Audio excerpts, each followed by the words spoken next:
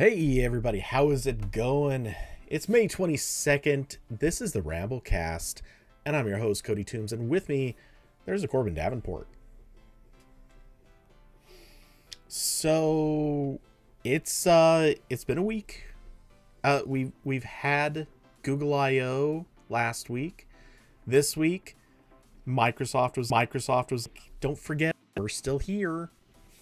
And well, eventually coming up, we'll have WWDC, but that's a couple weeks away. In the meantime, let's talk about that Microsoft thing. Unless you'd like to talk about something else first. Talk about something else first.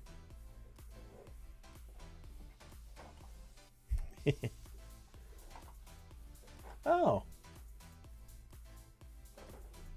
Wait, for real? Wow. That actually is hot.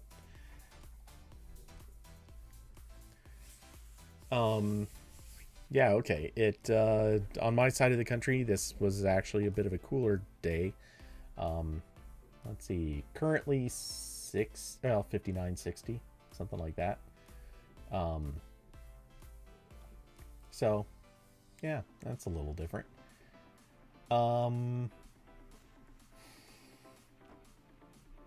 Oh, that's fun. I keep getting notifications about driver updates after I've unplugged the thing that would get the update. And it's like, yeah, but the thing is you can't pre-download the updates, so you have to plug it in and then install it. And it's like, now would be good. Like, can we just do it now? That'd be great. Thank you, Wacom. Or sorry, Wacom. That's the correct pronunciation, Wacom. It's Wacom. Wacom's better. It sounds fun. To be fair, that company isn't fun, so I mean, no offense to them, but I wait. Oh no, damn it! It's that stupid setting. I always forget to change it for you. I remembered it last time. I forgot it this time. Oop. Okay, let's try this again. Hi. Yep. Okay, you're good. Okay. Cody decided to stop silencing my free speech just now. Oh, Corbin turning into a true North Carolinian. The woke liberal Cody's mind space. Yeah. So, as I was saying, it was kind of hot here today. So, I did turn up the, set the AC cooling to a higher temperature than I would like, but also because it so doesn't run all day. You turned up the AC. Yeah, I turned up the AC. And yeah, so this there was a lot of stuff this week.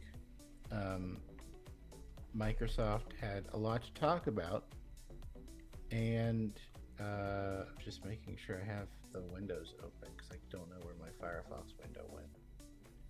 Okay. Corbin opening the windows to appease the Microsofts. And I was also like trying to figure out like better posting that I'm live here, but I'll figure that out next time. Good luck with that. Yeah. Well, I had a nice like applet for it, but I need to change that. So yeah, there were two main Microsoft things. Number one was a lot of Snapdragon X Elite laptops. Like this week was Microsoft's big push of like, this is happening for real, guys. And then on top of that was the announcement of kind of their new base platform for PCs that can do more local AI workflows, which has the worst possible name, which is Copilot Plus PC. Not good. That's actually worse than what Intel was calling it, which was just AI PC. But Yeah, that's fun. Wait, Apesy? Yeah. I had never heard that part before. They wanted to call it Apesy. Yeah. So, I guess I'll start with the the the more interesting part to me, but not to everyone else, which was the Snapdragon stuff. So, Qualcomm announced their Snapdragon X Elite chip last year, and they said that there would be PCs starting this year that would have them. This is their supposed real competitor to Apple Silicon and the higher end laptop chips from Intel and AMD. Again, like I need to get this out of the way first because this is my biggest issue here is that we still do not have actual independent benchmarks. I want to make that as abundantly clear as I possibly can. Everything Microsoft and Qualcomm has said, they have found every single other relative way to measure performance. That the new Surface Pro with the Snapdragon chip is so many times faster than the last one that had an Intel chip, or this does machine learning workflows like 5 times as fast. So I don't know yet if these are actually good. I don't know. I don't know if this is going to be comparable to like mid-range Core i5. I don't know if this is going to be like worse than that. Maybe it's better. Again, we still don't really know like power efficiency, which is kind of the big thing here. Like if we're doing all this and the end result is just we have another chip like the chips that Intel and AMD are making, but not Intel and AMD, then I don't really see that as that big of a improvement. Um, it just turns a duopoly into like a duopoly plus like Qualcomm on the side, like chomping on Intel's heels a little bit. I'm gonna throw in the quick comment and just say like, on the one hand, I'm okay with a I'm okay with them like throwing their hat in the ring, even if they aren't like leapfrogging Intel and AMD. If they can even like come close, then okay, like that's good. That's good enough to be relevant. They don't have to be better. They don't have to be the same, but they just have to come close enough that they can be a relevant option to, let's say, you know, budget PCs, but budget laptops, because that's fine. Like there's a market for that as long as someone can realistically put out a thing that has a purpose for existing somewhere in the market. I mean, we would have, if we didn't have that standard. Like imagine how MediaTek would look on phones. Like I know people still kind of mock MediaTek, but look, fact of the matter is, sometimes you just don't need Qualcomm chips in a phone. We needed somebody else there. MediaTek happened to be a pretty decent option. So, yeah, I'm okay with Qualcomm not necessarily beating those two, as long as they're at least worth having in the game. Yeah, if this ends, with Qualcomm just having like something better than Intel's shitty low-end Core i3s, then sure, that's also a win. But like they haven't done that either yet, so we'll see. So the main thing here, so that chip was already announced. We already knew that was coming. We knew some details. This week was the big push. So basically every major PC OEM announced a PC with this chip this week, which to me is the most encouraging sign yet, because Qualcomm can lie to my face all at once and I can't do anything about it until there's actual data here. But I'm assuming this isn't complete garbage, because if it was, then every PC maker, giving this a try, that would be a little bit surprising to me. Now, Qualcomm did manage to convince like Lenovo to make one or two computers with one of their earlier ARM chips. Microsoft, made the Surface Pro X. So they successfully conned a couple companies before this, but the fact that they got basically everyone to announce a laptop, and they're not like, most of them aren't like crazy new designs. It's like what Apple did, where they took like their existing laptop and put the new chip in, changed some of the internals as required, and ship it out. But like, that's fine. That's what PC Maker always do. And so the fact that they're all doing it, and they're all in like higher end ultrabooks for the most part. Like these are mostly laptops in like the $800 to like $1,200 range. Not like, oh yeah, it's fine if we shove this crappy thing in like a $500 laptop that's going to be bad anyway. So that's the most encouraging sign so far to me, that this chip isn't bad. Again, don't actually know for real, but we'll see. They only have like a month more to lie until these actually start shipping to consumers, and then the truth will come out. So we'll find out. But some of the machines announced, I know Dell announced, I think it was an XPS 13 with the Snapdragon chip. I didn't pay much attention to that one because I hate the current XPS 13 design. It is the stupidest PC I've ever seen. Where they do like a touch bar but worse, and they have I think like two USB-C Thunderbolt ports. This is the Intel one. I don't know the specs for the Qualcomm one off the top of my head, but they have like two USB-C ports and no headphone jack, and it costs like $1,300. I was like, nope, sorry, loud incorrect buzzer sound on that one. But Dell announced one, Samsung announced a Galaxy Book with the chip, Lenovo announced two laptops, I believe. One of them is a ThinkPad, the other is a Yoga. The ones that kind of got the most attention, I think, so far is the new Surface laptop and the Surface Pro. So Microsoft is doing a weird thing now where they're updating their PCs at different intervals for enterprise customers and then everyone else. So they already released new Surface Books, Surface Laptop and Surface Pro earlier this year, and they were all Intel. And that to me was a warning sign that like Windows on ARM wasn't doing good, if the ones that they're selling to like companies to buy fleets of is like only Intel.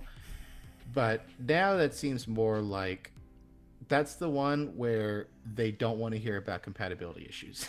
They're like, okay, guys, right, we know you're going to have some 20-year-old piece of software that you need to run on all your employees' laptops. That's fine. Here's the Intel one. And now what we're getting on the consumer Surface Pro and Surface Laptop is all ARM. So this is the first time they've put an ARM chip in a Surface Pro, except the weird 5G models. Those don't count. The Surface Pro was always x86. It was the regular Surface that was ARM. Mm-hmm. And then the Surface Laptop, I believe they were swapping between Intel and AMD CPUs. There's never an ARM Surface Laptop either. So pretty big shift.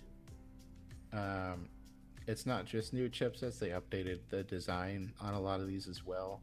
Kind of interesting is that I don't believe either of these computers, they still have fans.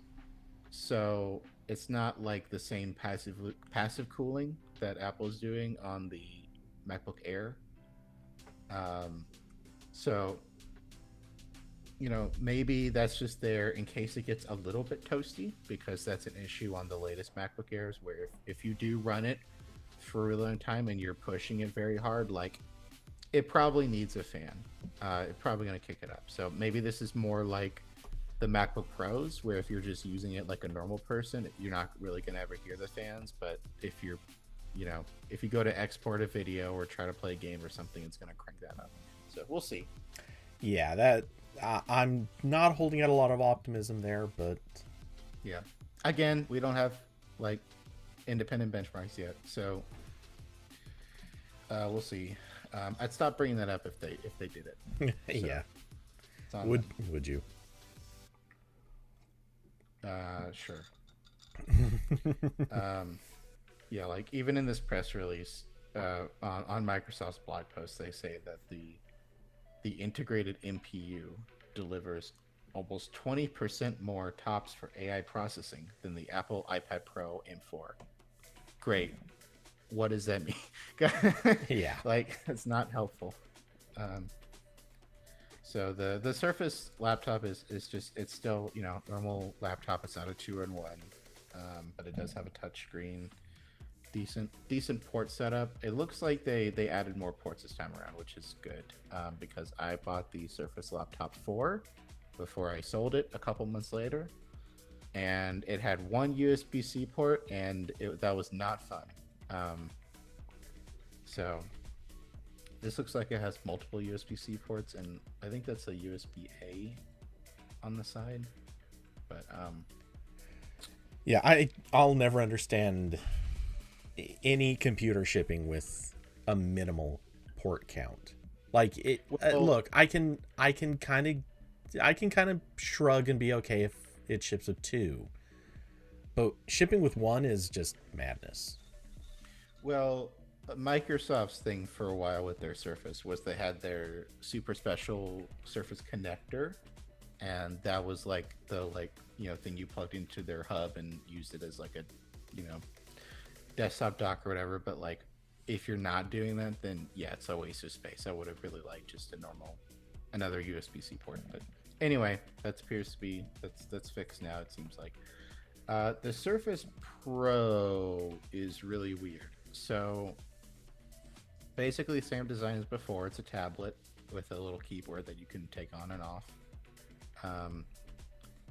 You can get it with the Snapdragon X Elite or Snapdragon X Plus processors.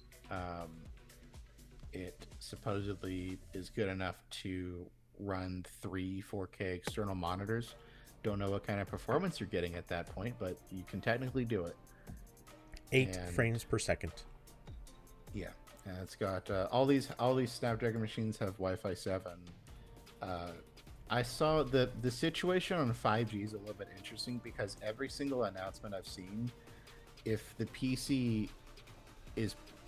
company's going to make a 5G model, it won't be at launch.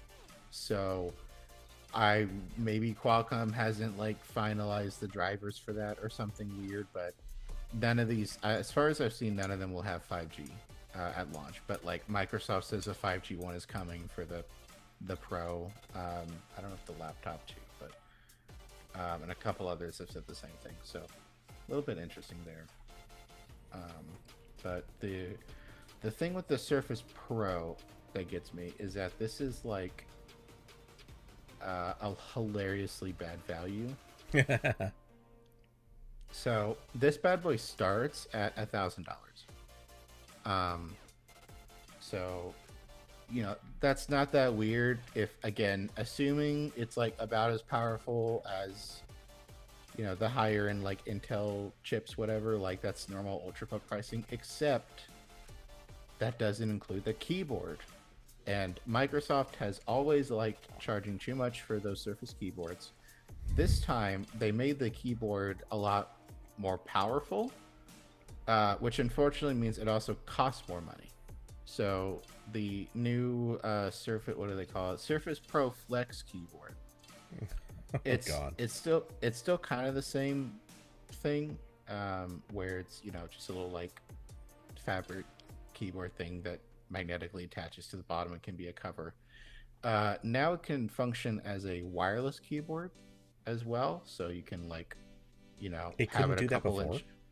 No, Did it's any like of Did any I of don't them? think I don't think so. 'Cause Somebody had that. I'm sure. It's like all the iPad keyboards where it used the like magnetic connector on them. So as far as I know, they did not. Somebody had that. I don't know who then, but I thought it was Microsoft. Okay. And the new keyboard also has like uh, a little like indent in it for the pen, so you can stick the pen in there, so you don't ever lose the pen. Also, the pen is not included because, of course, not. So, the keyboard cost $350, and if you want the keyboard and the pen, that's $450. That is insane. So, if you want to get this computer with a keyboard, your minimum you're looking at is $1350 before taxes. And if you want the pen, that's $1450, and that's base model Surface Pro, which I think at least that's the Snapdragon X Plus model, I think. And let me see, I think that's 16 gigs of RAM. Although it would be a very Microsoft thing to put 8 gigs on that base tier. Let me see. Okay, so I'm gonna go to Microsoft Surface. It took me to the business website. That's not what I want because they're not selling these for corporate customers yet. Austin said, I love that there are 3 variants of the X Elite, and basically only Asus wants to say which ones they're using. Yeah, I saw. I think Samsung also said which exact chips they're using in their laptops. The press release I got for the Samsung laptop had that. But yes, there are like slight variations on those chips. Okay, so if I go to the Surface Pro checkout page, the base model with a Snapdragon, and that's the other thing, is that the Snapdragon X Plus model, which is the base one, has an LCD screen. And then there is the Snapdragon X Elite model with an OLED, and that starts at $1,500. So if you get that and the keyboard, you're probably at $2,000 after taxes. Go buy a Mac. That is so much money for a thing that is like not that good at being a tablet and also not that good at being a laptop. Yeah. Now, okay, I will grant this does have at least the virtue of, stylus support, and yay in the sense of removable keyboards, so you have good reasons maybe why you want this over, again, a Mac. Yeah, I mean, this is the same discussion as like iPads, where like you can like specking up an iPad even a little bit like costs so much damn money. But like if you're a very specific type of person with like very specific work, like that's fine. That's your computer that you're going to be using all the time, so it's whatever. Diablo said, I think all Copilot PC are 16 gigs RAM minimum. They might be.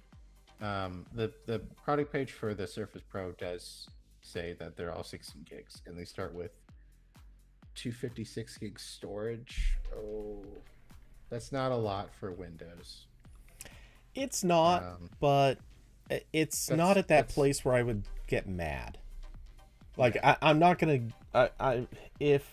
If someone's out there like, oh, all I do is browse the web, and it's maybe like if you're a blogger or something, honestly, that's okay. That's fine for, you can get a web browser and you can download Photoshop, a couple more things, you're good. Yeah, you're not in that, oh my god, you're gonna run out of storage space just by installing the OS. But yeah, the one like thing I will give, 128 would make me mad. Yeah, the one thing I would give Microsoft props for is that the Surface Pro has a little like bay thing in the back. You can unscrew it and just take out the NVMe drive and pop a new one in. So wow, that's actually kind of surprising. So yeah, you can, if you want to upgrade the storage later, that is apparently extremely easy. Austin wants to see if he can get the dev kit from Qualcomm. The dev kit is adorable. It actually did look kind of cool. Little Mac Mini guy, but it's like transparent plastic. That's very cool. I'd like one. I won't pay them, but I mean, I would take one if I could get it for free or close to it, but I can't say that I would have any real interest in buying it. It is also Oh. very similar. Microsoft made a very similar dev kit last year, I think it was, but that had their customized Qualcomm chip in it. That wasn't the XLE. So, uh, yeah. So new Microsoft stuff. All the Snapdragon PCs. So the other interesting thing here is that Microsoft announced a broader category of PCs that they're calling Copilot Plus PCs. And these are basically they're like spec certified PCs for local AI stuff. So if the computer you're buying has the like Copilot Plus PC sticker or whatever, that means that's just telling you like, all right, this can do all the AI stuff. You're good. That's like, you know. So, uh, I think all of the Snapdragon laptops and the two-in-ones that were announced are Copilot plus PC computers. The interesting thing here is that the only Copilot plus PC computers right now are the Qualcomm ones. Intel and AMD do not yet have a CPU for that. Um, Mm-hmm.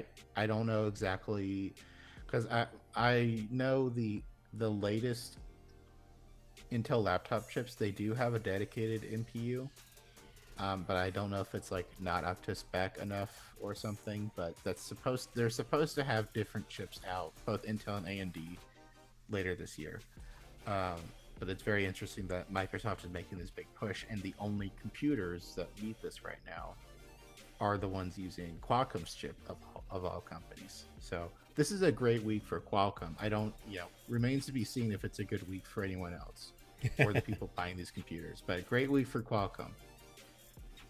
They probably got more press attention this week than they have like in the past several years.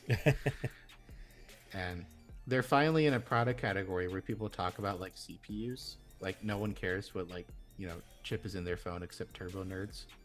But I think Snapdragon's going to get a little bit more brand recognition now. Yeah. Well, yeah. See, this is one of those spots where I get stuck in the we'll see territory. I do agree they're probably going to get a lot more attention, but a little bit of me does wonder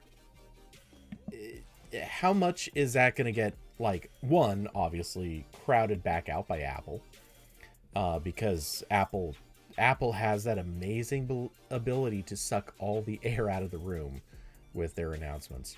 And then, like, when Apple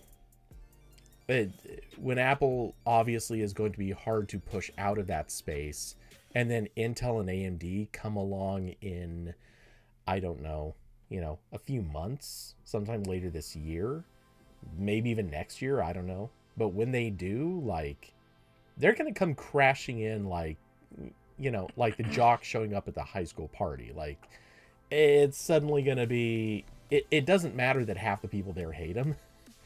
Everyone's going to be like, okay, you're here now, we can begin. And yeah, I have a feeling they're going to quickly reclaim a whole lot of that, like, attention. And I kind of want to be wrong, but also, this is one of those things. I've said this to you privately before. Look, I like the idea of having more competitors in this space. I just wish it wasn't the company that already basically like dominates smartphones. And has a history of kind of being a jerk in many ways. Like, it'd be great if it had been someone other than Qualcomm. Yeah. So, let me switch my tabs to the Copilot stuff. Okay. So the question now is, why do I need AI in my computer?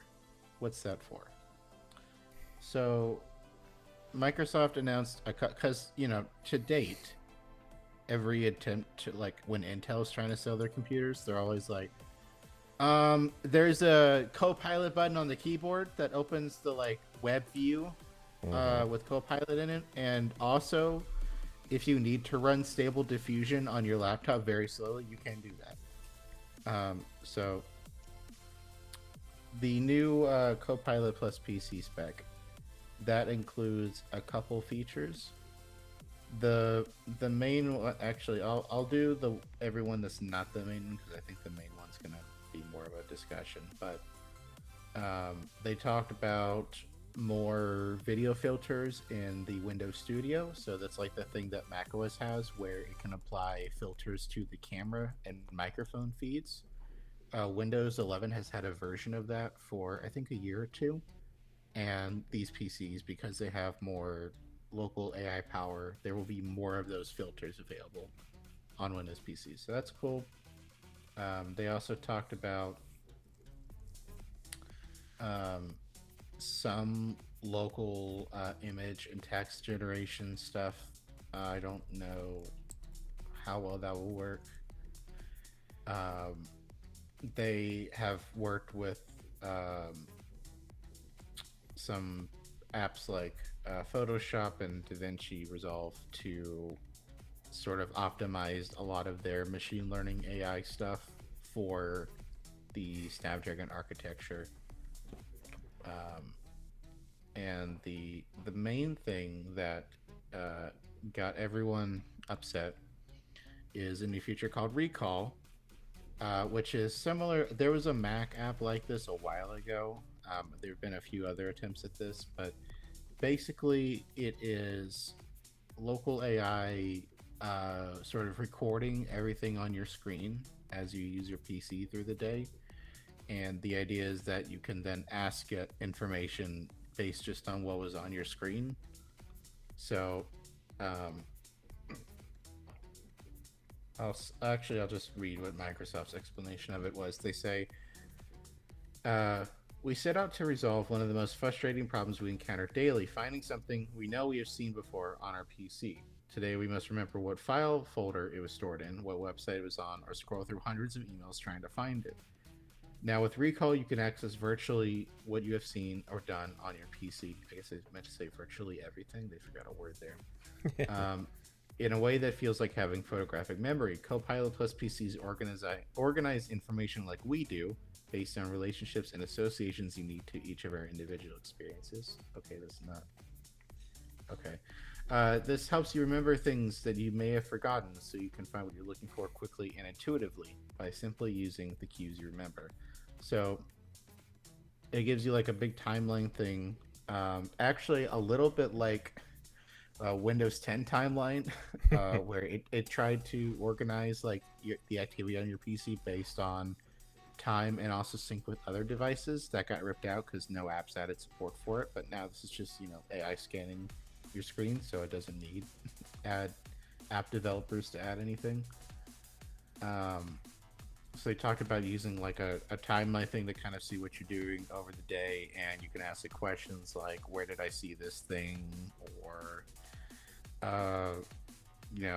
where's what, find the email from Cody, and it'll remember like when I guess it took a picture of your Gmail inbox and give it back to you. So this has raised alarm bells with a lot of people. This got a lot of headlines as potentially big security issue. I will say this doesn't appear to be enabled by default, which is good. But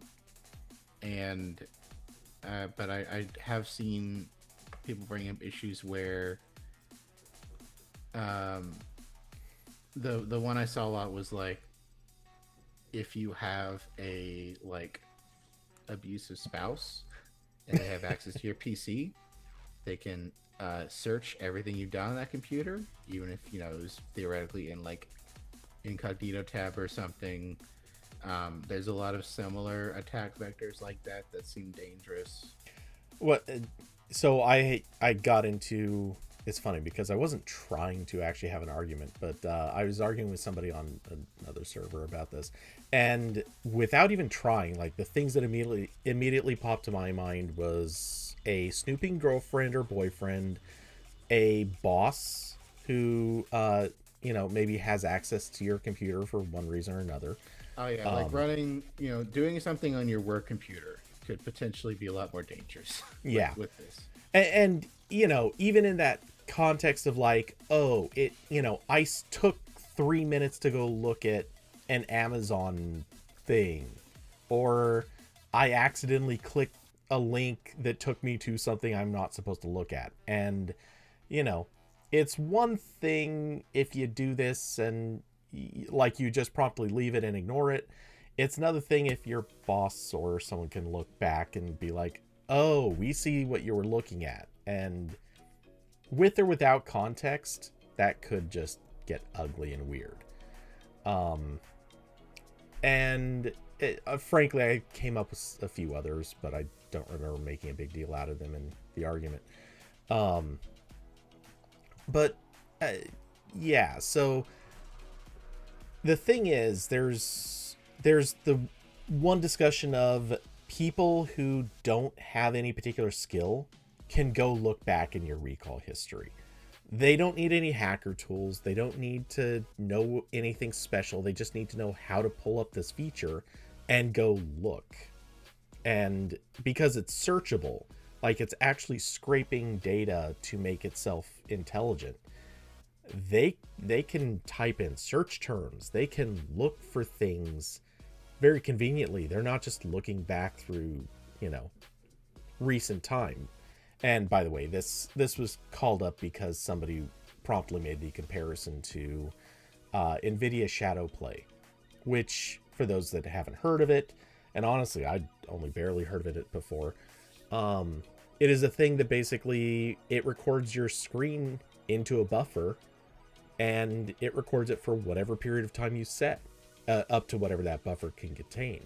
So, the worst that NVIDIA Shadow Play is going to hold on to is, say, 20 minutes, if it can even go that long.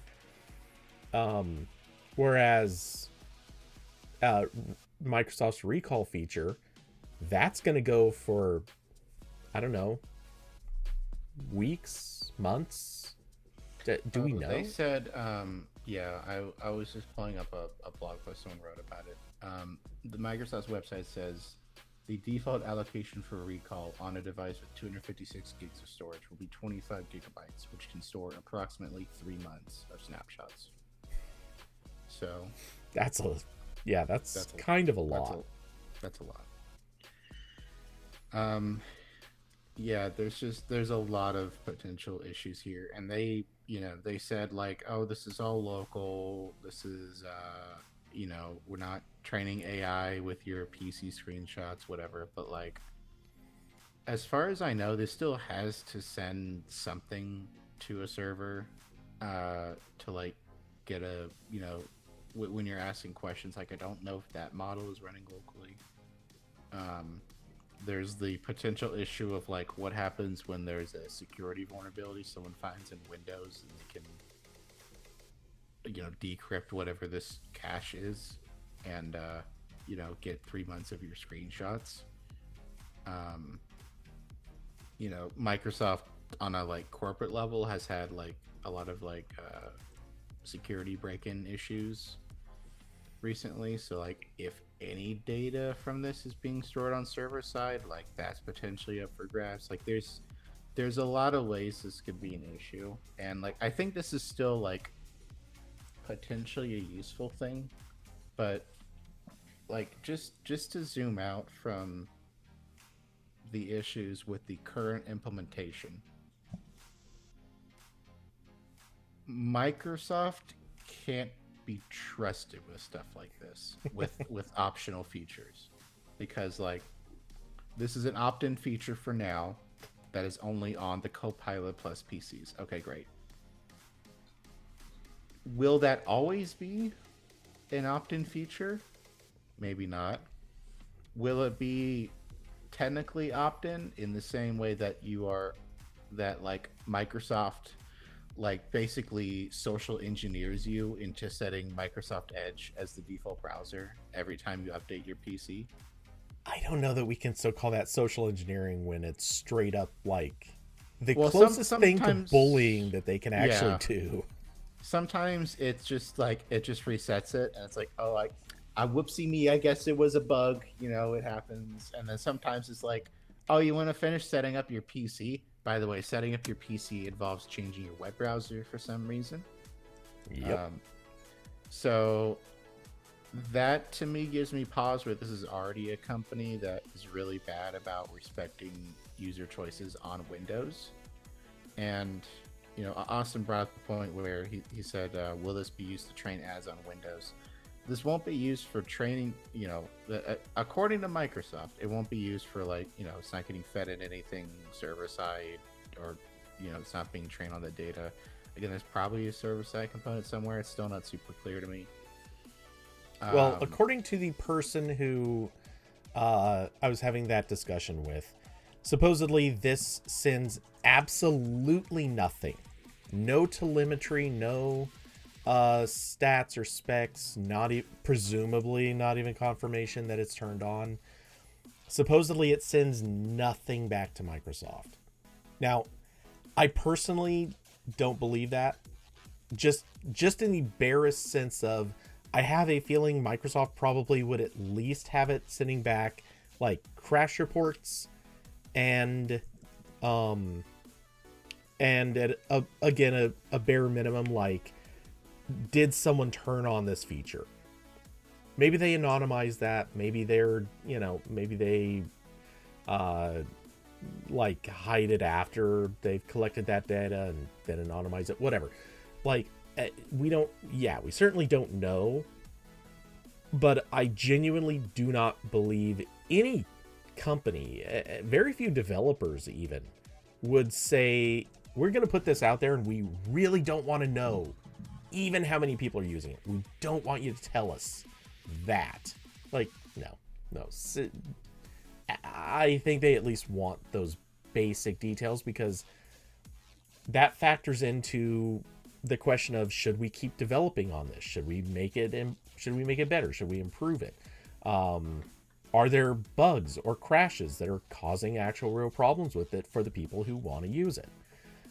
A company would want that information. So even if they're not keeping track of like how much does it get used once it's enabled, there's that line where they have to know at least a little bit. Yeah, and the other thing, along with respecting user choices, is that if the thing can make money for Microsoft directly, or be a good entry point into other Microsoft services that they could charge you for, it will probably turn into enable by default at some point. Yeah. Like we saw this happen with Edge, where the reason they're so aggressive about pushing you to Edge is because then Edge itself is where they can put their, promoted articles. It's where they can spam you about you signing up for Microsoft 365. It's all this other crap that's built into that. So right now, this feature doesn't have like a monetization method, really. It's just like, here's everything you're doing on your PC. It's getting fed into a machine learning model somewhere. You can ask it questions, whatever. But there is a lot of ways to turn that into ways to make money. And I think once that happens, Microsoft would be extremely motivated to roll that out to as many people as possible, maybe without them knowing, maybe in a confusing way like they do other stuff. Like, what happens, when it sees you're shopping online in a completely different web browser, and it's like, oh, I've got some coupon codes for you, buddy. Or it sees you like playing a game, and it's like, oh, the sequel to this game you're playing is on Game Pass. Like, this is all stuff that they can do at the operating system level, and they do a little bit of this now, but there's a lot more room for that with this kind of like screen capture stuff. Actually, I'm gonna give you the scariest and most ironic, possibly, of all of these. One of the things that we absolutely love to bag on constantly is Google's privacy sandbox thing, which is the whole premise of that is all of your like ad categories are stored locally. They don't exist on a server somewhere. Well, here's a thing that's going to be local, and it's, it doesn't store anything on a server somewhere, but that doesn't mean it can't share with another app, let's say Edge, and there you go. Or any app that asks for it. Because that's how Privacy Sandbox works. Is it records Right, your but your estimated interest, and then when you visit a website that wants to show ads, the website can be like, "Can I please know what topics the user is interested in for ads?" And Chrome is like, "Yes, here you go." So, right, but there's a part of me where it's like, yeah, they probably want to do this to favor themselves, because after all, that sure. in their perception, that's what Google does, and no doubt Apple does it. So yeah, Microsoft would very likely try to favor itself too. And by total coincidence, Microsoft is not currently on board with Privacy Sandbox, and they're But working what on if their they own, are? their own. Well, they have their own proposal, which is kind of like it, and I've been meaning to do like a deep dive on it, but I haven't got around to that yet. So I don't know. Maybe this feeds into that. That's getting into this is all definitely deep hypotheticals of maybe it turns into this someday, and right. But like my main point was just like, it's opt-in for now, but if there's a financial incentive to having this on, which there sure could be very easily, then it seems likely to me, based on how Microsoft has behaved for the past decade, that it will be you will be very forcefully asked to turn it on a lot. So yeah, a lot of potential issues here. Forcefully asked, if not just outright forced, or you won't be asked, it'll just happen and you'll have to find ways to work around it, sort of like signing into your Microsoft account when you set up Windows. Like, can you get around it? Yeah, but you got to jump through hoops now to make that happen. It used to be that this was an optional thing. And if you look at Microsoft, like, the company has a history a mile long of one day things were introduced very politely, and fast forward 5, 8, 10 years, and it's now just that's the default. You either can't get around it, or it's now sort of automatic. And to be fair, like, this might they're introducing this today as a feature that people would theoretically want to have, but if they don't want to have it, they don't have to. What happens in a few years when Google and Apple introduce features just like this, but probably amped up to, higher levels? Are you telling me Microsoft's going to be like, oh, well, they enable it by default, but we're not going to. We said we wouldn't. We swore up and down we wouldn't do that. Are they really going to, like, take the L on that? Or are they just going to turn it on and be like, yeah, no, they're doing it, we're going to do it too? I'm sorry. I just see that as being the standard, like, that every company behaves like this. So and the fun thing here is that WWDC is next month, and it will not shock me in the slightest if Apple announces a thing that's basically this, because again, like, this was already like, an app, at least on Mac, that a third-party dev made. So, like, this isn't a new concept or anything.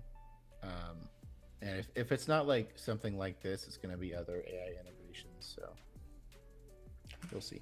Oh, well, yeah, we know they're going to be super, super AI heavy.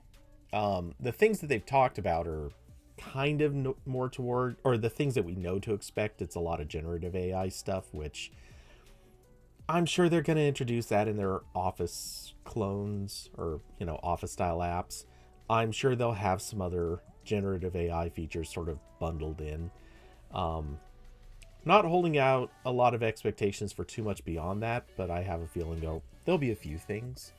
Um, but we'll see. Uh, yeah. Were there any other angles on that? Not that I have. Okay. Really quick, just to. I know it's not super important, but I just happened to. Um, I read a little bit more about it earlier. The bit about DaVinci Resolve Studio and Microsoft. They're saying that it will that they worked on NPU based acceleration um, for visual effects and for the Magic Mask feature. It's pretty notable. Magic Mask was actually already it's already a feature. It's been there for quite a while, and yes, it is technically AI based, but it's actually notoriously pretty fast already. So I have a feeling people are not really going to notice this. And maybe the visual effects thing will help, but I'm not sure how much any of this will really rely on the NPU, and it's going to be more a question of how well does DaVinci run on ARM or a non-Apple ARM. Yeah. So we'll see on that, but yeah, if this the reason I bring this up is if this is what they're using as their example, I'm not convinced that this is really a good demonstration of, oh wow, look at the great performance we're achieving. I don't think that's what this is really going to prove. It just will prove that maybe they can live up to the same standards as everybody else already does. Yeah, that's it. The other thing I forgot to mention with the Snapdragon PCs that was kind of interesting, and I haven't seen a Microsoft blog post about this, but I might have just missed it somewhere, is Microsoft was talking up their compatibility layer stuff. So Windows 10 and Windows 11 on ARM already had a emulation layer for 32-bit and 64-bit x86 software, so you can run a lot of unoptimized PC apps on these computers. Not all of them. There's a lot that have issues, or you need to like tweak something, so it's not as seamless as Rosetta on macOS. But it's still like when it works, it's still shockingly good. Like I've played the PC version of Civilization 6 on my 8 gig of RAM MacBook Air in Parallels virtual machine being emulated in Windows, and it works fine. So, when it works, it's great. Again, there's some apps where it doesn't work, or I still don't know if this is a Parallels thing or the emulation layer thing, but it does trip up like every game that has like anti-cheat. And there's a couple other apps where I had to tweak it, but like pretty solid.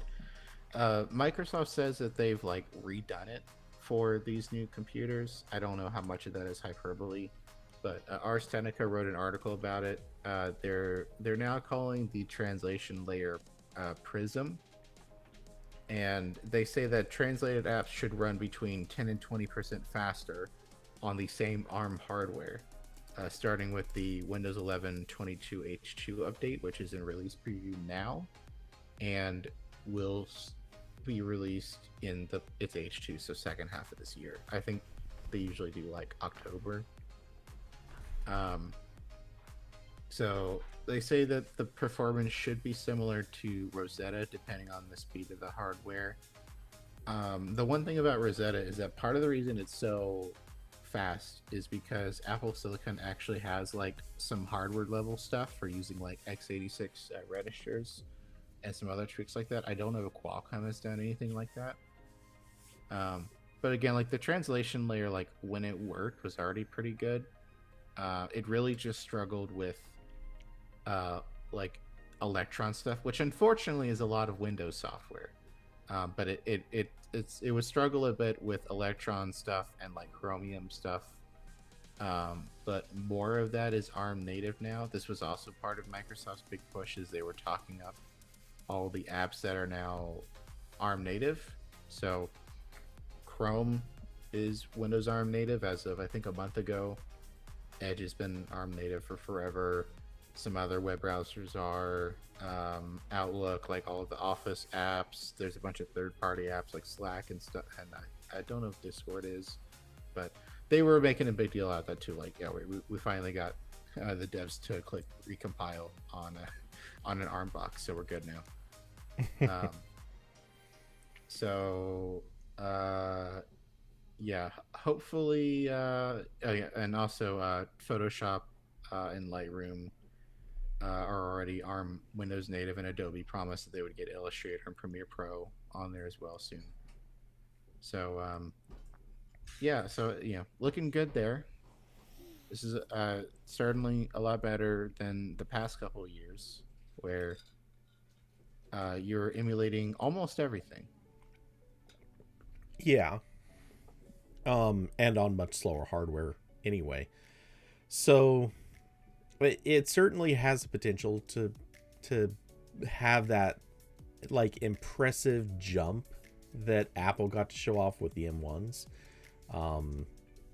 But I'm, kind of like you, I'm waiting till we see some benchmarks, and I want to see how it holds up before assuming that any of the promises can really be kept. Also, Austin brings up, and so I think that this might be I think that there might be some other complications here, but he brings up the point of ARM is still planning to sue Qualcomm to prevent these from being imported. So that is, I believe, definitely true, but I think, if I recall correctly, Qualcomm at one point, because they obviously bought the company, I forget the name of it at the moment. I'm sure Austin will have it in a moment. But they bought a company that was making, or that was working towards these chips, and they aimed to basically take over the license, take over the development of those chips, and eventually launch what we're seeing now. ARM is still suing Nuvia. Okay, yeah, that was the name of the company. So the thing is, at one point, Qualcomm was making the claim that they were working on doing this anyway, without Nuvia. Now, whether or not that's true is dubious. And whether or not that's what we're seeing is dubious. But at least at one point in history, that was a claim that Qualcomm made. So maybe, just maybe, that's what this is, and that's where this will turn into Qualcomm's sneaky way around any interference from ARM. But we'll see. I have a funny feeling that Qualcomm's probably just using Nuvia's technology. Yes, I do still want to get one of these laptops to review or something, or just play with. I double checked today that my months old dibs on a review unit for one of these remains in place at How To Geek. So as soon as How To Geek gets someone who will send one of these to us, I'll get one. I'm also hopefully going to, well, I say hopefully, it's already set unless something goes catastrophically wrong. I'm going to Qualcomm's headquarters next month for like some AI thing. So hopefully I can pretty please ask all of the Qualcomm people there for a laptop. And I will be exactly like a child going to both parents and asking the same thing and hoping I get a different response. Um, Mom, right. can I have the candy? Dad, can I have the candy? Can um, No, no, I did not ask the other parent first. well, Corbin, you say that you're going to Qualcomm headquarters for some AI thing. What Corbin's not saying is that some AI thing is they're going to use Corbin for training and integrate him into their computers. Yeah. So wish him well. This is possibly one of the last times you'll see him before they disintegrate him, just like they did in Yeah. the movie upload, or sorry, the Yeah, show upload.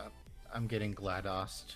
They're gonna Yes. put my brain in there, and in the end, if ChatGPT starts having some like very weird opinions, you'll know why. Some some data got mixed somewhere. um. Corbin wants to go to Hawaii. It's not Hawaii. It's their headquarters in somewhere in California. I forget. It's not Hawaii. Well, yeah. Didn't you say it was San Diego? I think so.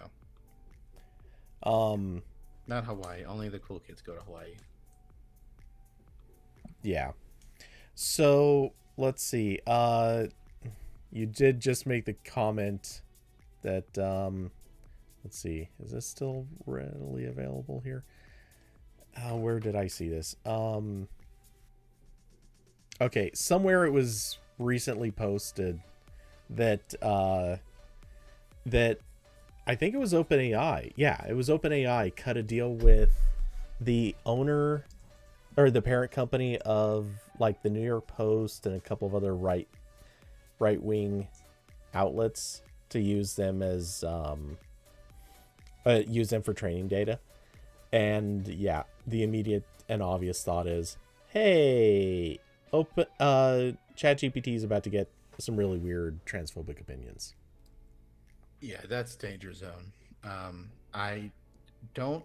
Please, for the love of God, do not feed the New York Post into any AI model. It's gonna get really weird about shoplifting for sure. Here it is. God, imagine what kind of a hellish monster you would create with an AI model trained on like the Wall Street Journal and New York Times opinion columns. Like, dear God, that's some nightmare shit right there. Yeah. I would be more worried about that than like any like Skynet from the Terminator movies.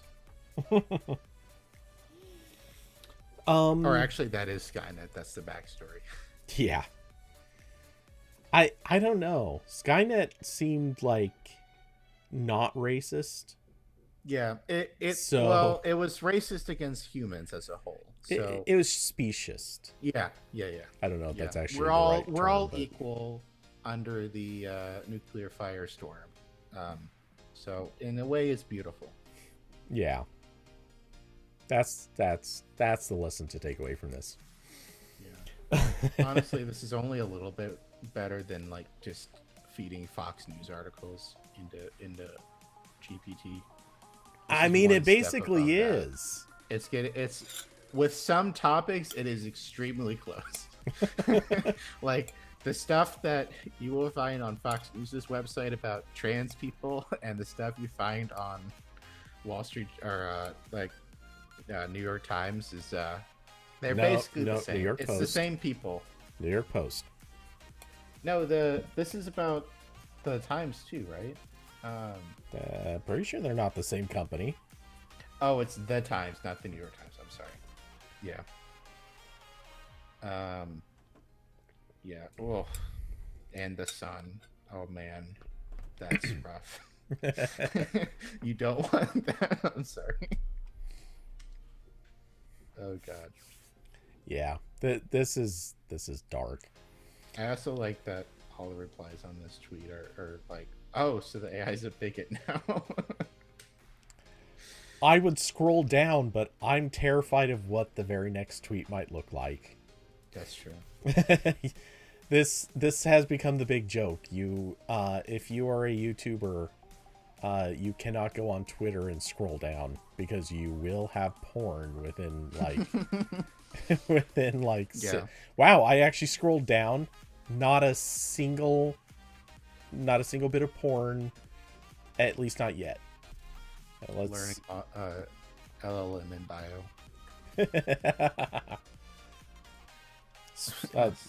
Tight language Austin, in bio. Yeah, that would be Austin. That would be the Reddit training. Again, just like with the Reddit training, this is depending very heavily on which section of articles they're feeding into the model. But I mean, there's a lot of it that's tainted for sure. Both places. You're gonna get some weird opinions on the quote unquote normal Reddits too. So, yeah. It's such a mess. So, anyway, let's see. Microsoft's other announcements, or at least a few of them. One of them is a kind of a re-announcement of something they announced last year, or at least something that they said they want to work towards last year. It was really unclear what they actually were saying last year. But they want AI agents that will do work for people.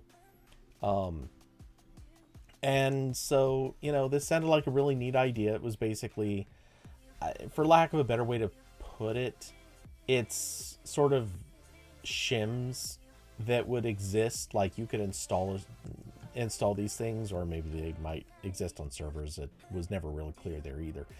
And when you talk to an AI, the AI can talk to these agents and make use of them to perform certain actions, which, when you think about it, is kind of exactly what Google did with assistants. What were they called?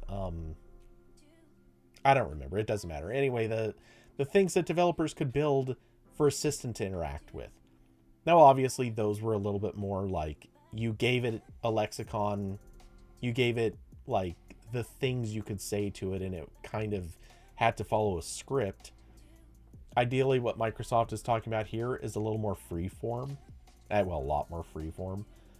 But it's not really all that different. It's basically just, here's a thing, what can it do? And, like, when you tell it what to do, it calls on the APIs to do it. Like, that's what they're promising here. So it looks cool. I mean, it's a neat idea. I want it. But ultimately, it's the same thing where you just want to be able to tell it, like, set an alarm for this, or at such and such time I want this app to run and do these 3 steps, and once it's done with that, order me lunch. I don't know, whatever. I don't have good examples off the top of my head, but that's the idea. It sounds cool. I'd like it. I want that on my Mac, but I don't want it that much. Like, not crazy want it. Let's see. They also mentioned going multimodal, which, duh, we knew that. Microsoft Edge is going to translate YouTube videos while you're watching them. So, it's the thing Google already did with live transcriptions, but now it translates. Custom emoji for Microsoft Teams. Seriously, why is this why? This feels like something Apple would hype up. Microsoft, come on, you're better than this. They're really not, but. And well, the new lock screen ads in Windows just doesn't have the same effect. True. And so anyway, I'm going to also quickly bully, not Microsoft, but The Verge. Because they titled this one section, Microsoft File Explorer as a Git repository. Let me TLDR this. No, it's not. That is not what this is. What it is they're going to show you Git status as part of the File Explorer. That's it. It's just basic Git behavior in the File Explorer. So I think that was already announced too. Yeah, it's not even a new thing, but and there have been apps that do this for ages. They're not adding like Git functionality to, in the sense of like the file system. Like your whole OS is not now going to be a Git repository. It's just Git status is going to show up on icons. Like this is something you could literally do with a tiny little add-on. It's nothing. That'd be such a nightmare. Yeah. But there's a merge. There's a merge conflict. Fuck. But and I probably shouldn't be too mean about this, but I just want to point out that The Verge, whoever wrote this, misunderstood, or at least didn't really follow it very well, if that was the title they'd put on it. And I think, yeah, the last thing in this article that's listed is the AI powered clipboard features in Power Toys, which sounds kind of neat, I guess. You can copy something to the clipboard and then do AI things to it. Sure, why not?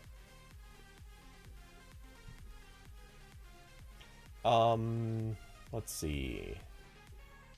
Do we have anything else out of this immediate lineup of stuff? I don't think so. Okay, so one more thing just to bully Microsoft, and thanks to Austin for suggesting this one. Tech Radar posted a thing. Microsoft stoops to new low with ads in Windows 11 as PC Manager tool suggests your system needs repairing if you don't use Bing. Look, I don't. Yeah, this okay. So this got blown slightly out of proportion. It's still very stupid. The catch here is that this like repair your PC app thing is only shipping in China. I don't know. Yeah, as unless something changed in like the past couple of days and I didn't see it, but as far as I know, that is still the case. Again, like it's a very weird app. I think I downloaded it when I was writing an article about this initially. I kind of get the vibe that like maybe the Chinese market like really likes having like that like Malwarebytes Norton Defender thing where it like cleans your PC. And so Microsoft was like, okay, fine, we'll make one just so like you can click the button and feel happy, feel like you did something. So this is that. The Bing thing is very stupid, but this is not a app they're loading on like PCs in most places, as far as I know. Okay, they did the thing Valnet loves to do, where they really bury the important details somewhere else. Because yeah, the or the excerpt on this, the sub whatever, it says that it will be available in some regions, but could come to the US eventually. It's a very clickbaity thing. Okay, well that seals that. We'll ignore this topic.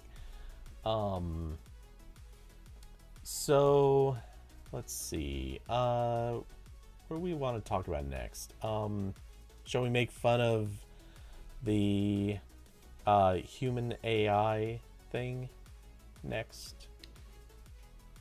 I only have time for one more. I don't have any strong opinions about that. I don't know if there is anything else that. Okay, well, the other thing that's here, and I was gonna go looking for different sources on this because reasons, but I'm just gonna use the ones Austin provided.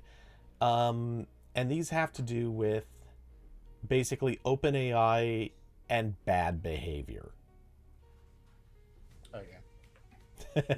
Yeah, we can do that for a little bit, and I'm gonna go. Okay. I'm hungry and my butt hurts. Sure. Okay, so obviously the big keen topic everyone has latched onto is OpenAI. They came out with some voices, and one of those voices is as close as they could possibly get to Scarlett Johansson as possible without, this was like the Price is Right rules. As close as possible without going over. And Austin, are you saying even China deserves being? Wow. Okay, so anyway, they so the extreme summary, I feel like everyone's heard this by now, but the extreme summary is Sam Altman reached out to Scarlett Johansson because apparently he's obsessed with the movie Her, where she plays an AI and apparently forms a romance with one of the users, or at least the user forms a romance with the AI voice. I haven't seen the movie. I apologize, Sam. I just didn't care enough to watch it. I also have not seen the movie because I don't care. Yeah. Sorry, Scarlett. Yeah, it is what it is. Anyway, so The only Scarlett Johansson I like is the Scarlett Johansson suing very large and powerful companies. Scarlett Johansson. She's cool when she does that. Maybe not everything else, but that part, you go, girl. Corbin taking a strong stance against Marvel movies where there's an empowered woman. That's true. That's exactly what I meant.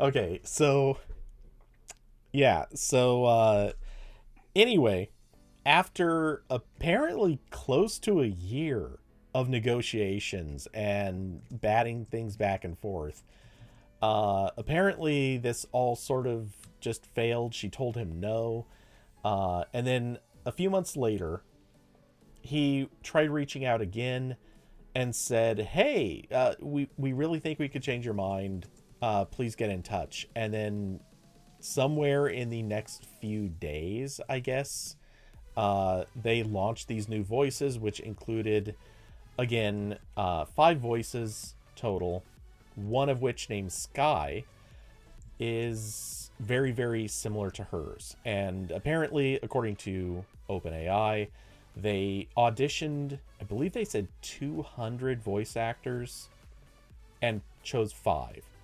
I'd be really surprised if it was only 200. That's actually a really low number of people to audition. Unless maybe they pre-filtered or something. But yeah, from the sound of it, it really sounds like maybe they went looking for somebody to mimic Scarlett Johansson. Regardless, it's yeah, so that happened. In the following days, after she basically reached out and said, this isn't cool, what's going on? Well, actually, technically, she hired some lawyers who reached out with a couple of letters who said, this isn't cool, what's going on. Since then, OpenAI has announced that they are going to pull the voice of Sky. It will no longer be launched, or stay launched. I don't know if this actually went fully live. And it's unclear where this goes from here, because is she really going to sue them if it's not there? Is this just going to kind of disappear? Will they somehow convince her to maybe put her voice on there? Who knows? Anyway, so that's the story that everyone has really jumped on. And I mean, it's certainly an issue. It does demonstrate like that disregard for people. It demonstrates obviously that maybe there's a little bit of creepiness going on in the OpenAI offices. It certainly is a pretty big dumb mistake that you'd think their legal department probably would have yelled and screamed about if they actually knew it was happening. Those are some at least starter theories. Corbin, do you have thoughts thus far? I mean, it's just it's a pattern for this company where they don't really ask for permission, or if they do, it's like not really. It doesn't matter that much. Like their current scheme is, well, they start off by scraping like a lot of copyrighted content without asking anyone, and fed their AI model. And now their strat is, why don't now they're going to publishers and they're like, okay, guys, what if we pay you now for the stuff we already stole and also rights so we can continue stealing from you? And if you say no, we might do it anyway. Yeah. And it only matters if you can prove definitively in court that we stole your page. So, understandably, a lot of publishers are going for that. Yeah, this is pretty in character for this. I think now this makes WWDC much more interesting next month because Apple has allegedly signed a pretty big deal with OpenAI to power some of the AI stuff that they're going to announce. The rumor mill is that Apple is building its own AI servers with like customized, I think it was like M2 and M4 is what Mark Gurman said. And that's on top of whatever's going to be working locally on device, which sounds like maybe it won't be a lot. So OpenAI is there somewhere, and this is the opposite of at least Apple's public persona. They're not so much into this, so that part is interesting to me. I'm gonna be curious about how they square that next month. Well, I have a feeling Apple's approach is probably going to be controversy. What controversy? Yeah. They're going to just ignore that, and I won't say sweep it under the rug. I think they're going to. I think their official position is, if you have something to say about this, direct those issues to OpenAI. They're going to just play the client and disavow any other issue. If the controversy gets ugly enough, I have a feeling they will probably then turn around and reach out to Google or possibly somebody else. But it's in their interests, really, just to play dumb. They don't have a reason to really get involved in the drama. So, yeah, I just don't think that they're going to address it no matter what. Again, even if it blows up big time, I think they will choose not to address it. And it's in their interest to do it that way. It's obviously in OpenAI's interest to do it that way, because the more Apple says, the more OpenAI might have to then respond to it or try to deal with it. So yeah, that's kind of the position I think all of them want to be in. That being said, it's also in Google's interest to just keep maybe like banging that drum, except Google is kind of in the same boat.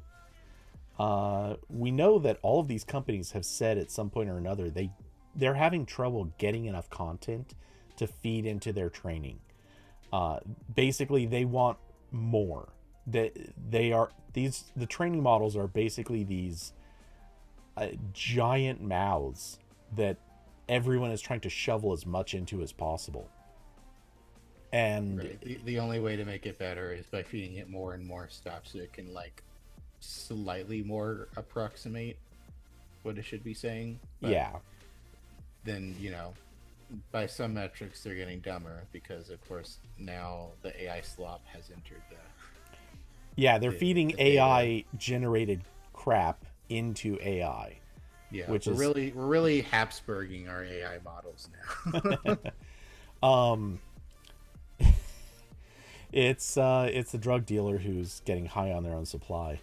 But not only that, but it's introducing obviously other problems where they had at a certain point, like, you can only find so much Shakespeare and Benjamin Franklin to feed into this thing before eventually you were feeding in, like, uh, I'm a jerk 3032 from Reddit. Like, it, you know, at some stage, you're scraping the bottom of the barrel to find stuff to feed back into it. So, Yeah. Um, so I think, yeah, Austin said, but will OpenAI become so toxic even Microsoft will not absorb it? Honestly, okay, so I have zero insider knowledge about any of this, obviously.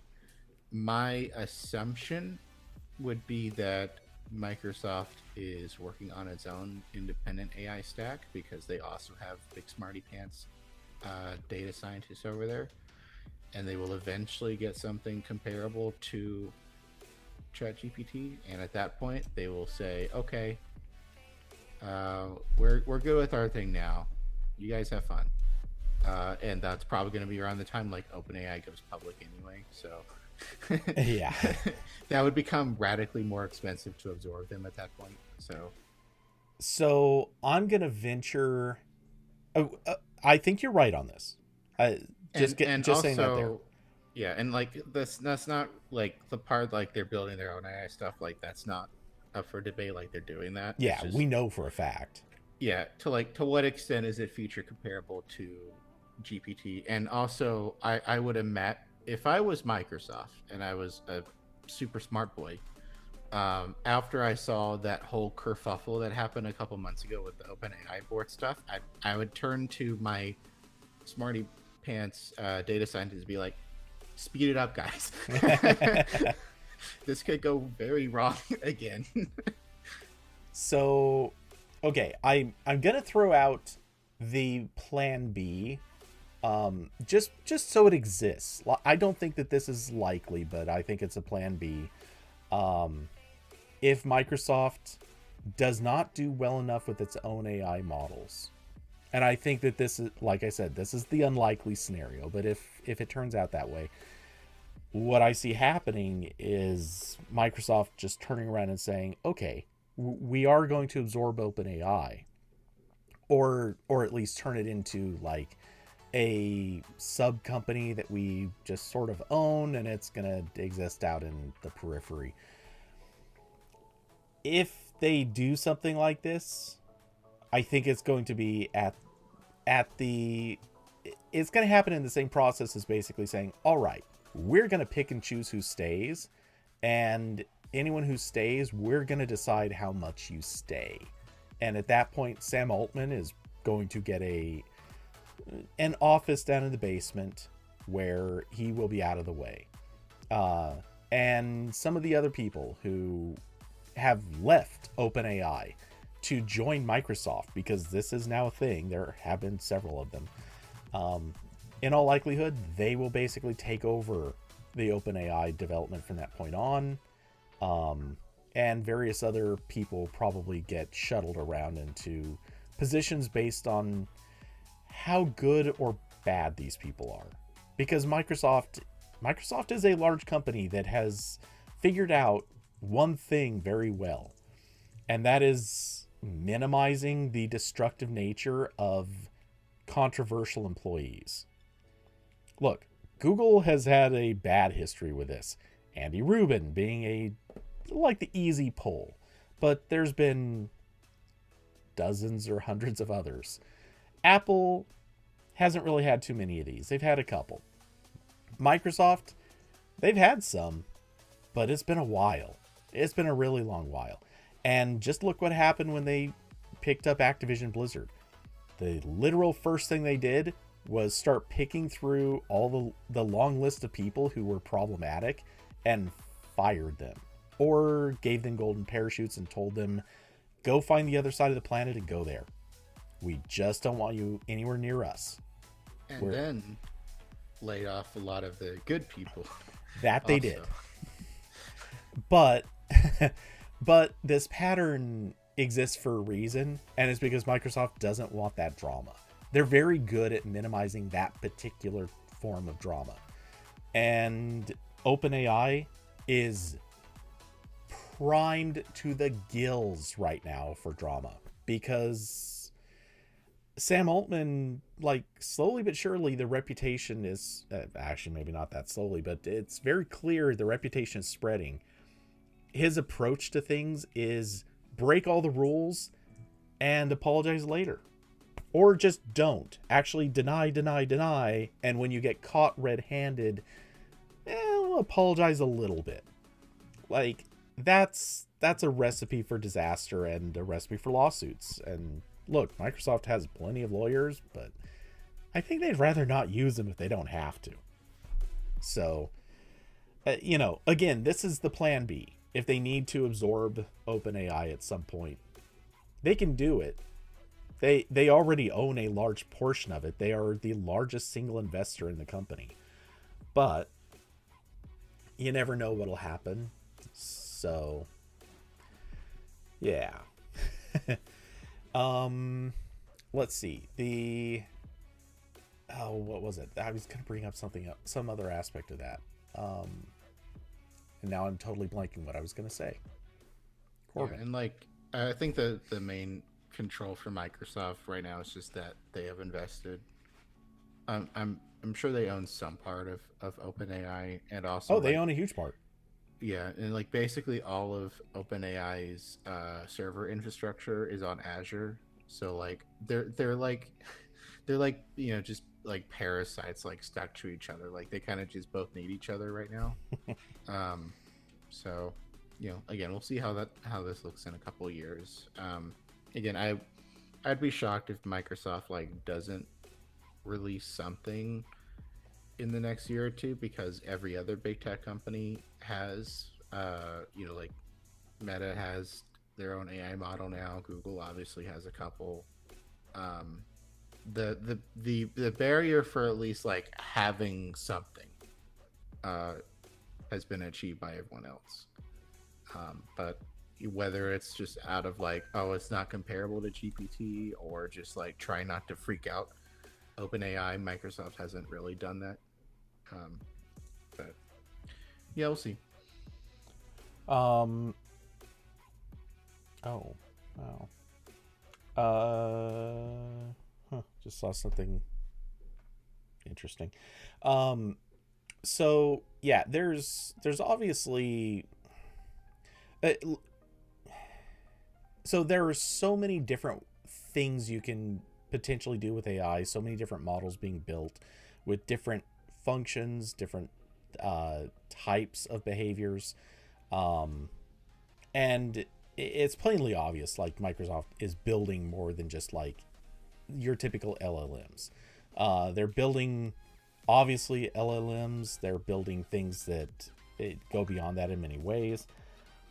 So it's not as if this is just a purely ride the OpenAI train, like just plugging into one service and that's it. So there's no question they're obviously building their own things, and whether or not they end up having good reason to absorb OpenAI, honestly I just don't see it being likely. But if it could happen. The thing is, even if when Microsoft launches its own things, the reality is they're going to be comfortable with the idea of competing with OpenAI. Like if the two of them are technically on competing terms, Microsoft's fine with that, because again, they own a large portion of it. If OpenAI succeeds and continues to succeed and goes public, then that's good for Microsoft. They get rich. If Microsoft succeeds and even destroys OpenAI, that's good for Microsoft. They get rich. Really, in any of these scenarios, it's good for Microsoft. So the house always wins, baby. Yep. They played this the way that really a lot of Silicon Valley investments go. You throw money at 10 different things and hope one succeeds. And if it succeeds well enough, you become that thing's number one client. Which is currently the status, at least until Apple starts funneling huge amounts of money into OpenAI, which seems to be the course that we're gonna see. I do think that, man, I hate constantly making everything about Apple, but I am very curious how WWDC is going to turn out. Like, how much is Apple actually going to announce that's relating to AI? Because so far, this is the company that is not AI. It's the only company that is not constantly talking about AI. Yeah, the generative AI for sure. Apple has a lot of machine learning stuff too. Yeah, the main thing I'm waiting for at DubDub is how their hybrid AI stuff turns out. Because I think what everyone kind of wanted from Apple is like, all right, Apple's shipping like phone SoCs in all their computers that already have like neural cores and stuff. So can we just have like something equivalent to or close to ChatGPT but locally? That'd be cool. But based on the rumor mill, it seems like they're going to do the same hybrid AI stuff as Google and now Microsoft, where some stuff can happen on device, but a lot of the more complex stuff is going to need servers somewhere else. So, we don't know if is that going to be like a fun new subscription Apple can sell you? What exact features will need a server and which ones can be local? How does Siri play into this? Because Siri's supposed to be the thing that gets redone this year. So, gonna be interesting. I can't wait to find out what my M1 Max can't do. I know. This is gonna be the first time where I'm like, oh, I can't do something. Well, especially because except games, they can never do games, but that's I do that going. Well, maybe yours can. But that is particularly sad because one of the things they even hyped up in the M1s was that they even had MPUs. So, yeah, I have a funny feeling that the early M series chips are going to be sort of like the Tensor first and second gen Tensor chips, where the companies sort of said, "Hey, we have all this neural processing capability. It's super cool," and then they just sort of never said what they were going to do with it. And then a few years later, it turns out nothing. But if you got one of the newer ones, that might get used, maybe, or not. We'll see. But one of these days they'll get used. Hopefully. So yeah, it's unfortunately we're just gonna keep tumbling down this rabbit hole until this stuff actually starts getting local usage, which is bound to happen. Just I don't think it's happening nearly as quick as promised. Yep. So with that, I am going. All right. So, anything you want to pitch? No. Okay. In that case, don't look at anything I make ever. He speaks the truth. Okay. So anyway, now that with that, take it easy. Go get you some food, and I'll catch you. I don't know. Somewhere, sometime soon. Somewhere. Okay, bye. Later. All right. Let's see. So, and I can close that window. Cool. And now that I've had ScarJo up on the screen for I don't know how long, we are going to make fun of this. This is the last thing I have prepared. And this is actually, oh wow, a couple of things got dropped into the RambleCast chat. I did not see these. Okay, let's see. I'm gonna really quickly just close a bunch of these tabs and pop these open too, Diablo and Austin with some oh,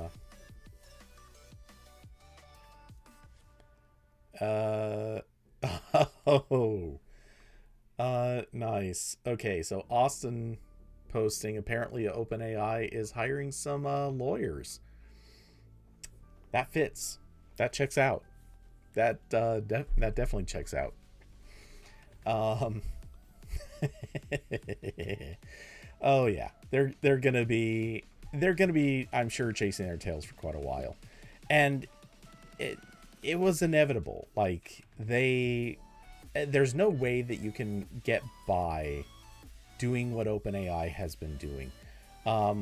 Bear in mind, a few of the other things that we've learned in recent history is one of the things OpenAI was doing with employees is they had an NDA that literally prohibits people from disparaging comments for life. There's no cutoff time. It's for the life of the employee. Which is really, really unlikely to be a good idea, a good look. Very likely will become very quickly unenforceable. And yeah. Another thing that they did. Gotcha. Another thing that they did was they have in that same contract, though apparently they have decided to turn back on this particular clause. Under certain circumstances, they would just claw back any and all stocks or ownership that somebody has if they disparage the company or if they break other parts of the contract in any particular way, which that's basically illegal. So yeah, there's a whole lot of stuff that they're probably going to be spending a lot of time in court in the near future. But in the meantime, how powerful they becomes the obvious question, and we'll have to see about that. Let's see. So Diablo posted I'm just going to choose not to say that company name for I think obvious reasons. But they unveiled new ultrasonic fingerprint solution with Vivo flagship to foster widespread adoption. Interesting.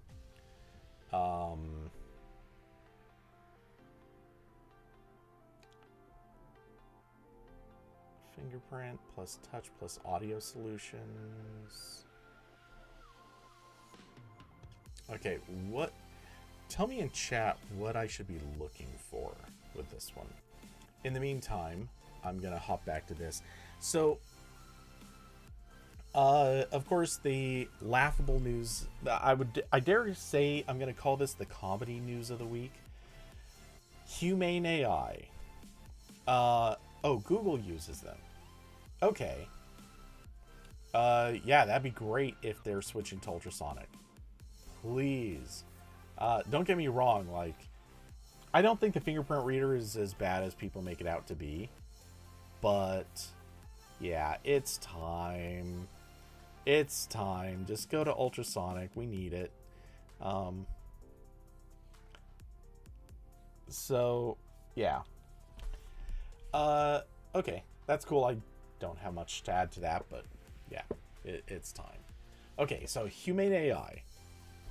The big comedy news is that now that they have announced their product and put it into the hands of reviewers, and universally every reviewer basically said, yo dog, this thing sucks. Well, yeah. Now Humane AI is like, cool, so we're screwed. Anyone want to buy? Anyone want to buy us? We're selling the whole company. And you know, like any Herman Miller chairs we have, we swear we'll include those. Like that's the position they're in.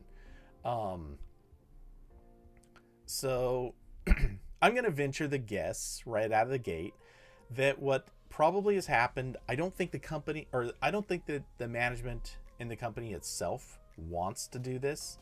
What I have a feeling probably happened is the investors who have already funneled a bunch of money into this have probably turned around and said, we're cutting you guys off. You're clearly doomed. We don't want to pay for you. And once that happens, it makes a whole lot of sense for the management to turn around and basically try to find a new buyer, or a new owner, so to speak. So the investors that exist today, I'm sure, want to get as much back out of it as possible. So for them and for the company as it exists today, their only real path is to try to sell and effectively find new investors, new buyers, however you want to define it. The problem with that is, and we've seen it, they're not worth anything.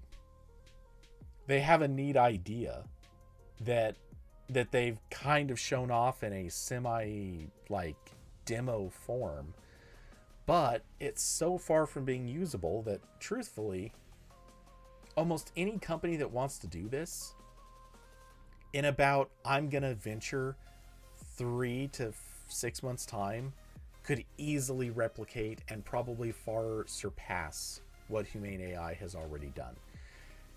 As such, why would anyone want to buy this company? I unless it is dirt cheap, I don't believe that there is a good reason. So it is basically kind of a doomed scenario. Apparently they are seeking a price of between 750 million and one full Instagram for their sale. So yeah, I'm just gonna venture, no, you're not gonna get an Instagram. This is not how that works. Not a projector on the hand. Yeah, the projector on the hand. Look, the projector on the hand thing, it wasn't the worst idea. I've seen worse ideas. We're going to talk about worse ideas in just a minute. But this particular one, it's yeah, it is. It's bad. So let's see. Okay, anyway. So is the company going to find a buyer? I'm gonna guess no. Or if they do, it's gonna be at a dramatically reduced price. My guess, and it is purely a guess, if they're willing to drop the price to, I would say 300 to 400,000, they might be able to get a buyer. 300, I think, is about as much as it's actually going to be worth. And even then, that's a stretch. But with the work that they've done and the potential for some of this stuff to be reused in a actual product, maybe, just maybe. And if in the process maybe they file for any patents, that could make this somewhat worthwhile. Any other path? I don't see them making much value out of any of this. So I guess I wish them luck-ish, but not really. And here's the thing. I do want to acknowledge, it's not actually a bad idea. Ignore the company. The company is BS. The company's garbage. But if you think about the product purely in its idea form, not its actual final implementation, but in its idea form, it's actually not a bad idea. This is obviously inspired to some extent as kind of a Star Trek-ish gadget. It's a little bit like the communicators they wore on their shirts. You could, it's obviously a little bit more advanced in the sense that it can project an image onto your hand. It's obviously got a camera. These are novel approaches, and they're not bad ideas. Unfortunately, they need to dramatically improve the technology before this is viable. Things like battery life were terrible. The camera apparently really couldn't see things all that well, and didn't recognize things all that well. What they need to have on there is basically a camera sensor, sort of like a 360 camera has, but much smaller and at the same time with much higher resolution. That's what's going to become necessary to make something like that viable. And they aren't going to have that probably because it's really, really, really hard to do that. That's some very advanced technology that we just don't have yet. And the idea of having this thing be able to talk with you, take orders, do things on your behalf, great ideas. We're not there yet. Microsoft doesn't even have that running in Windows properly yet. So is this pin a tiny little embedded device that you're going to wear on your shirt? Is that going to have it? Someone's drinking way too much. That's all I'm saying. Or snorting something. Look, there's something going on here, and it signals that maybe someone doesn't have it together. So nice ideas, nice promises, but kind of BS. Now, speaking of nice promises that are kind of BS, let's talk about the other one. The other disaster in the room, the Rabbit R1. Now, for those of you who may have been watching the general channel I think it was yesterday, you saw this video. You saw this thumbnail. This is a YouTuber by the name of CoffeeZilla, which one of these days I really want to look up why that name, because it is such a bizarre name. But okay, it is what it is. Anyway, he called out the company Rabbit because Rabbit is, as he puts it, a scam. Now, I'm not going to say that for legal reasons, but I'm going to say it certainly looks on the outside like it sure fits the bill as being a scam. That's my perception of the appearance. Because the head of the company has a history with trying to run a crypto scam. He tried to pitch a clean energy crypto that's not only clean, it's actually carbon negative, according to him. Okay, that's an interesting spin. He has tried pitching it as a game and an NFT and a bunch of other things, all in this massive conglomeration of craziness. Oh, and by the way, there was AI also in that project, supposedly. Most of that never materialized. As a matter of fact, basically almost none of it. A little bit technically did, but emphasis on technically. Actually, technically is carrying the weight of Atlas at this stage. But, yeah, it kind of there. Anyway, since then, the head, and I apologize, I forget what his name is, and I don't care to look it up, but the head of that company then pivoted and took... well, we don't know this for sure, but it certainly looks like the head of that company took a portion of the investment that was made into that company by other people and then used it to kickstart the Rabbit company, which so far not looking like money well spent. However, it was money well spent for him because he then managed to turn that into another investment, or rather more investment, summing $20 million. And so, yeah, we're now looking at Rabbit being pretty, not well funded, but funded enough with quite a lot of money. And if you've seen reviews, you know it doesn't do much. It does very little.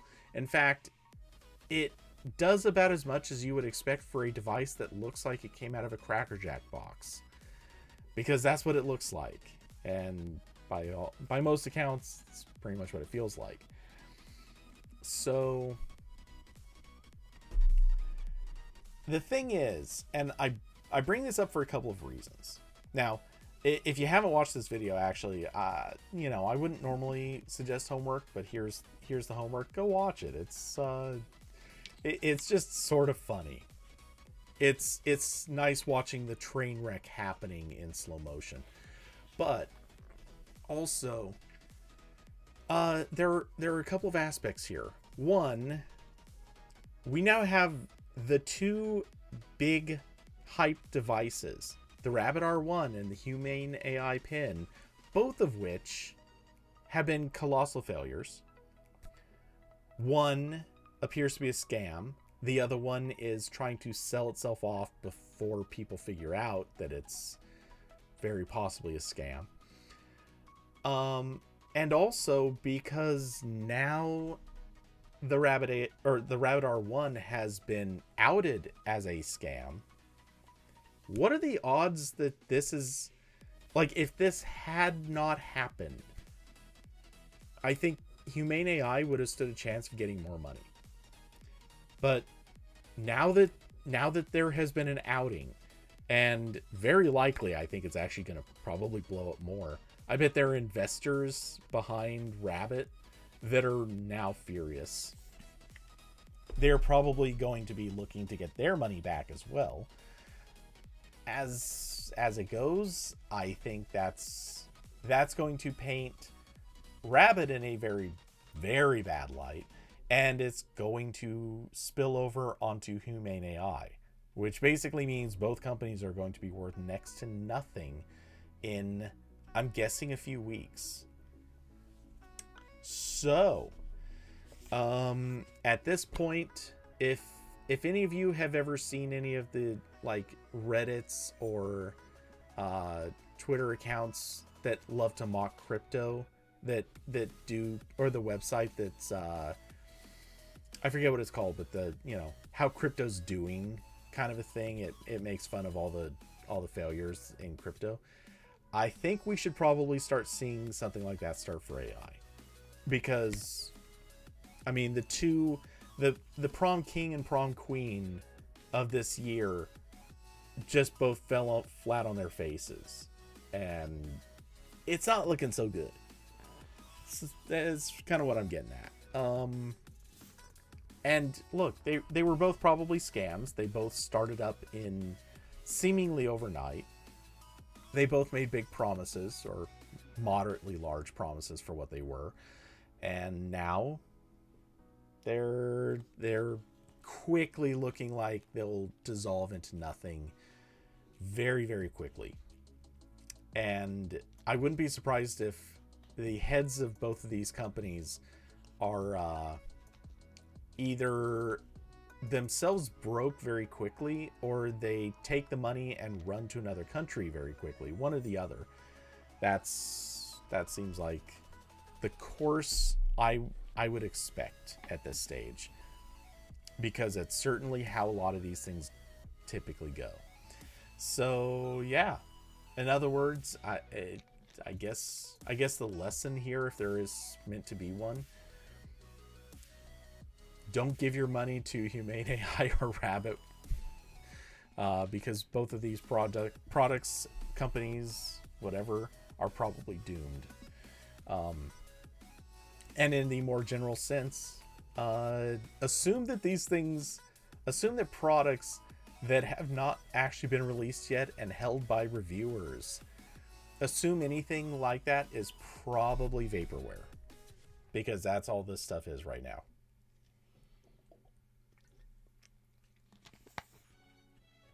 And I'll bring it back to also the point of, if any little company pops up saying we're going to do something amazing and magical, if you can then point to the big companies like Microsoft, and they're sitting there saying, okay, here's our plan, we're eventually going to do this thing, and the other little guys are like, no, we're going to do this, and we're going to do it all in a device that doesn't cost that much. Yeah, chances are not happening.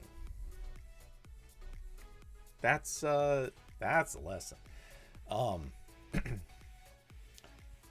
Diablo, it's hard. Everyone wants to be the next big thing, or obviously the other side of it, they want to have or buy the next big thing. Yeah, that's exactly it. There's it, and I don't blame anybody. Look, I was one of the people who bought a Pebble watch, and that actually at least materialized. Um, though I figured out very early, well before I ever got the Pebble watch, that the company was headed for disaster. So I still have that in its box. It never actually got opened. Because I wanted a smartwatch. I wanted the smartwatch to be a thing. And hey, that actually did become a thing. It was not an unreasonable thing to shoot for.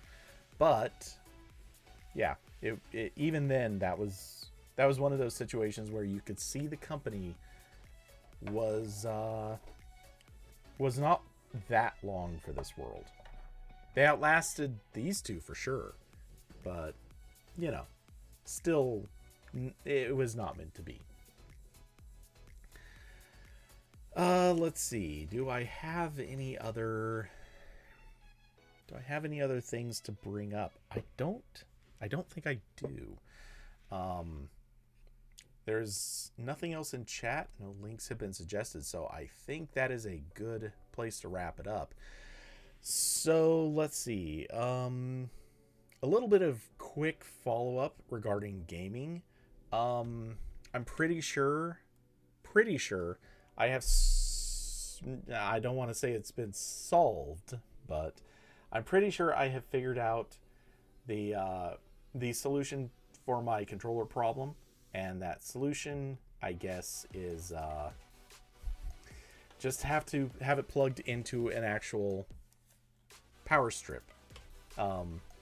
Because I guess the PlayStation doesn't put out enough power to keep it going. But I've played it plugged into a plugged into, obviously, like a wall wart that's plugged into a power strip. And yeah, seems to be handling okay. It's not shutting itself off anymore. That's good enough for me. Let's see. Trying to think if anything. I don't think there's anything else. So, with that, thank you all for coming by, hanging out, being part of the conversation, chatting with me and Corbin. Am I still going to continue playing Fall Guys? The answer is yes for now. It's sort of redeemed itself a little bit in the last in the last day that I played it. To be fair, the game was already, wearing on its interest. So I'm starting to think that maybe it'll get cut down to a shorter amount of playtime or something like that. Or I don't know. It might just not warrant as much time as it used to get. But I haven't thought too much through on that yet. We'll see. So yeah, probably going to be more and more a mix of Fall Guys and Overwatch. And I'd like to find other things to maybe squeeze in there, but I haven't decided what.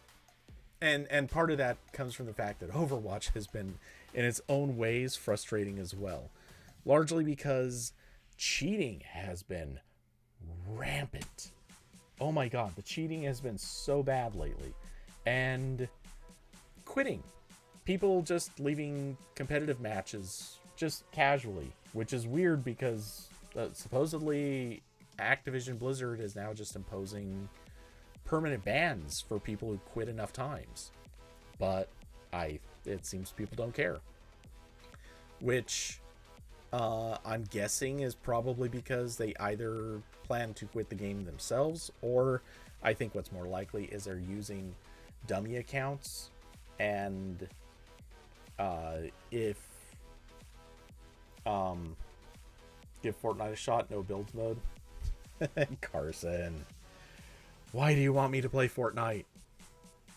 Um, but yeah, so the odds, I don't know.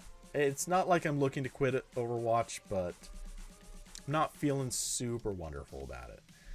Um, let's see. There's also been obviously like the talk everyone's had for the last couple of weeks is Marvel Rivals, which is an Overwatch clone.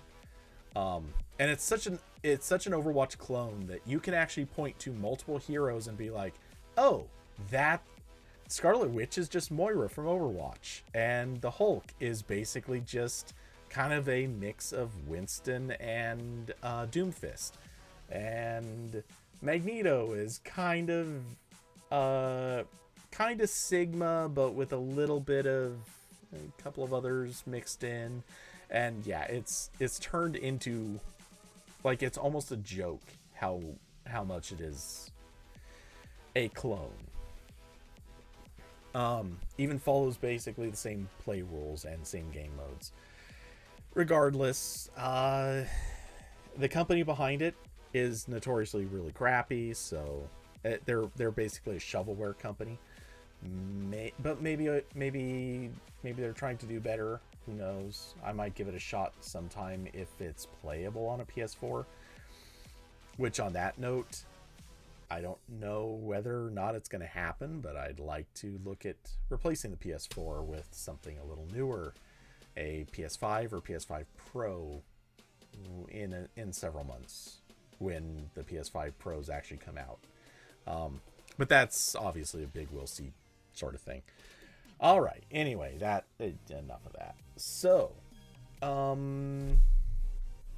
yeah. So this weekend I will be back with some game streams, some Fall Guys, some Overwatch. Those should be the plans unless something else comes along. Hopefully see some of you there. And yeah, with that, thank you all for coming by this time for real. Being part of the conversation, chatting with us. Let's see. If you'd like to support the channel, there are links down below to Cash App, Streamlabs, and Patreon. And of course, huge thanks to those who are supporters of the channel: Diablo, Carson, Austin, David. I think I got those, but I put them in different order for some reason. Plus, Caribbean Mermaid, who also gave a donation earlier in the stream tonight. Huge thanks. And let's see. So yeah, that about wraps it up. I will see you all in the next one. Good night, everybody.